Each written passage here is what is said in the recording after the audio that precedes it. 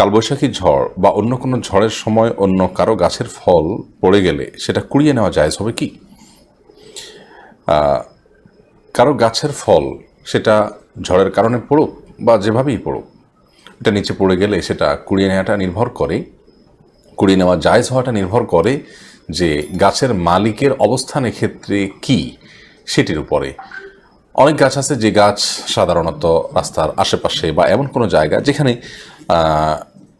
মালিকের তেমন কোনো সে থাকে না যে কে নিল কে না নিল, এবং তার মৌন সম্মতির বিষয়টি অনেকটা পরিষ্কার থাকে। তো সেই ধরনের গাছের ফল কুড়িয়ে নেওয়া জায়েজ আছে। কিন্তু যদি তার হেফাজত করার প্রচেষ্টা দেখা যায় যে তিনি চান না কেউ নিয়ে যাক, তাহলে সেক্ষেত্রে সে ফল কুড়িয়ে নেওয়া জায়েজ হবে না।